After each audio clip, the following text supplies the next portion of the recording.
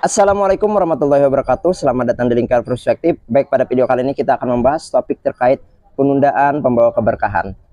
Pada video kali ini saya awali dengan sebuah kisah, yaitu ada seorang pemuda yang ingin melamar sebuah pekerjaan pada perusahaan yang besar. Perusahaan tersebut membuka sebuah lowongan, yaitu sebagai seorang office boy.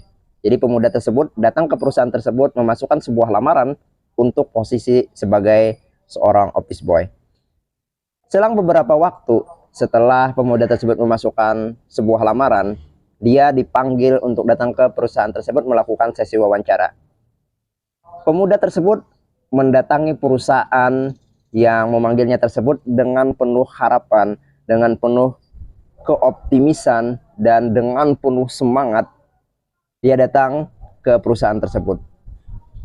Kemudian pemuda itu menemui seorang HRD untuk melakukan sesi wawancara. Ada begitu banyak pertanyaan yang diajukan pada pemuda tersebut. Pemuda tersebut menjawab dengan penuh keyakinan dan dengan kelantangan. Kemudian di akhir sesi wawancara, untuk menentukan pemuda tersebut bisa diterima atau tidak pada perusahaan yang dia lamar, HRD itu meminta email pada pemuda tersebut. Kemudian pemuda tersebut tidak bisa memberikan email yang diminta oleh HRD karena memang pemuda tersebut tidak memiliki email. Kemudian HRD tersebut mengatakan bahwa dia tidak diterima di perusahaan yang dia lamar ini.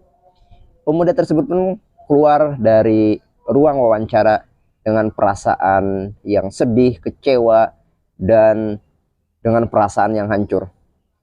Kemudian tersebut kembali dengan perasaan yang penuh kecewa, sedih, hancur. Dia berpikir apa yang dia bisa lakukan untuk mendapatkan sebuah pekerjaan. Kemudian dia mendapatkan uang pada sakunya. Kemudian dia belikan pada buah yang dia temui di supermarket. Dia beli beberapa buah. Buah tersebut kemudian dia jual lagi. Ternyata selang beberapa waktu buah yang dia jual tersebut laku habis, dan dia mendapatkan beberapa keuntungan. Lalu dia berpikir, kenapa saya tidak membelikan buah yang lebih banyak lagi lalu saya jual lagi. Kemudian pemuda tersebut membeli buah di supermarket dengan jumlah yang lebih banyak. Kemudian dia jual lagi. Dia jual dari rumah ke rumah, dari pintu rumah ke pintu rumah. Dia tawarkan ke orang lain. Ternyata buah yang dia jual itu laku lagi. Dia mendapatkan keuntungan kembali. Lalu dia kembali lagi ke supermarket. Dia membeli buah dengan jumlah yang lebih banyak lagi. Terus menerus. Bulan demi bulan. Tahun demi tahun. Artinya. Kemudian dia melakukan hal yang sama secara berulang. Bulan demi bulan. Tahun demi tahun. Dia membeli buah di supermarket. Dia jual lagi. Beli buah lagi dengan jumlah yang lebih banyak. Kemudian dijual lagi. Dan mendapatkan keuntungan. Sampai pada akhirnya dia membuka toko yang sangat besar. Dari hasil dia mendapatkan keuntungan dari penjualan buah yang dia tawarkan ke beberapa orang. Sering bertambahnya waktu, dia membuka cabang lagi, membuka toko buah lagi, dan dia memiliki atau mendirikan perusahaan yang besar terkait jual beli. Dia membuka bisnis ke sana kemari dengan berbagai cabang. Lalu dia berhasil menjadi seorang bos besar dalam bisnis jual beli. Kemudian suatu ketika ada perusahaan lain yang mengajak dia untuk bekerja sama dalam hal berbisnis. Kemudian rekan kerjasamanya yang ingin bekerja sama dengan dia terkait bisnis jual beli datang ke bos besar tersebut, ke pemuda tersebut. Lalu rekan kerjasamanya tersebut meminta email untuk mengirimkan beberapa keperluan kepada bos besar tersebut. Lalu bos besar tersebut mengatakan, saya tidak memiliki email.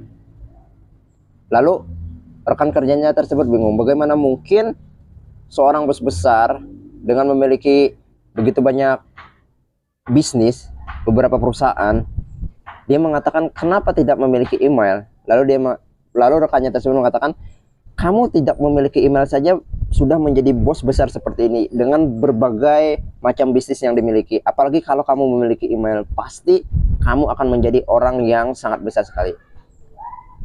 Lalu dia menjawab, tidak. Saya pikir ketika saya memiliki email, saya hanya menjadi seorang office boy.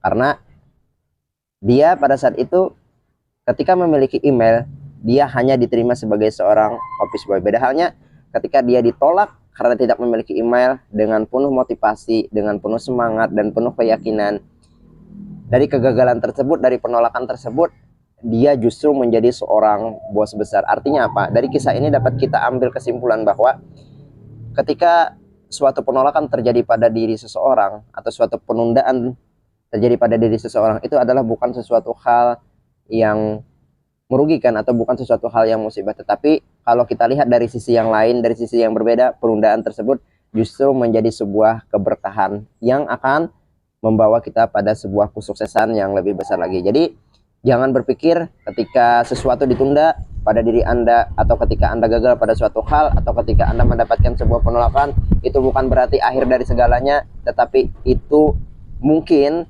Tuhan akan mendatangkan suatu kesuksesan atau kesempatan yang lebih baik pada diri Anda. Demikian pembahasan kita terkait penundaan pembawa keberkahan. Semoga kisah ini dapat kita ambil atau kita jadikan sebagai sebuah pembelajaran bahwa kita harus tetap semangat dan terus optimis walaupun mendapatkan sebuah penolakan atau penundaan terhadap suatu hal. Demikian video ini, semoga bermanfaat.